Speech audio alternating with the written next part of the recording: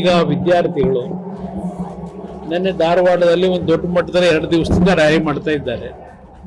ಸುಮಾರು 76,000 ಶಿಕ್ಷಣ ಕ್ಷೇತ್ರದಲ್ಲಿ ಹುದ್ದೆ ಖಾಲಿ ಇರತಕ್ಕಂಥದ್ದು.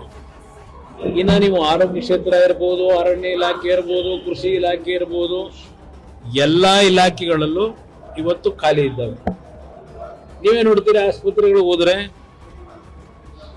ಸಿಬ್ಬಂದಿಗಳ ಕೊರತೆ ಇರ್ತಕ್ಕಂಥದ್ದನ್ನ ನೀವು ಪ್ರತಿನಿತ್ಯ ತೋರಿಸ್ತಾ ಇರ್ತೀರಿ. ಈ ಸರ್ಕಾರದಲ್ಲಿ ಸುಮಾರು 2.5 ಲಕ್ಷಕ್ಕೂ ಹೆಚ್ಚಿನ ಒಂದು ಸರ್ಕಾರಿ ಉದ್ಯೋಗಗಳ ಖಾಲಿ ಇದ್ರು ಬೇರೆ ಬೇರೆ ಸಬೂಬುಗಳನ್ನು ಹೇಳಿ ಮುಂದಕ್ಕೆ ತಳ್ತಾ ಇದ್ದಾರೆ. ಈಗ ಕ್ಯಾಬಿನೆಟ್ ತೀರ್ಮಾನ ತಗೋತೀವಿ ಅಂತ ಈಗೇನೋ ಹೇಳ್ತಾ ಇದ್ದಾರೆ. ಅದು ಎಷ್ಟರ ಮಟ್ಟಿಗೆ ಅದನ್ನು ಅನುಷ್ಠಾನಕ್ಕೆ ತರ್ತಾರೆ ನನಗಂತೂ ಗೊತ್ತಿಲ್ಲ. ನೋಡೋಣ ಏನ್ ಮಾಡ್ತಾರೆ ಅಂತೇಳಿ.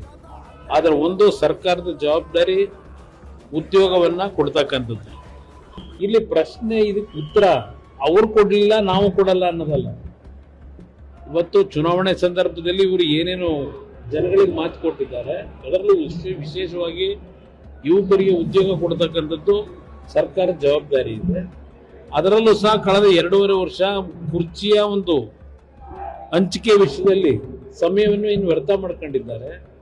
ಈಗಲಾದ್ರೂ ಸರಿಪಡಿಸ್ಕೊಳ್ಳಿ ಅಂತಕ್ಕಂಥದ್ದು ಹೇಳ್ತೀವಿ. ನೀವು ಯಾತಕ್ಕೆ ಪಾಪದ ಕೆಲಸನೇ ಮಾಡ್ತಾ ಇದ್ದೀರಿ? ನೀವು ಇನ್ನೊಂದು ಡಬಲ್ ಇದರಲ್ಲಿ ಹೊರಟಿದ್ದೀರಿ ಪಾಪದ ಕೂಸ್ತು ಆಗ್ತಕ್ಕಂಥದ್ದಕ್ಕೆ. ಅದರಿಂದ ಅವ್ರ ಮೇಲೆ ಹೇಳ್ಕೊಂಡು ಕೂರೋದ್ರಿಂದ ಏನ್ ನಿಮಗೆ ಉಪಯೋಗ ಬರಲ್ಲ.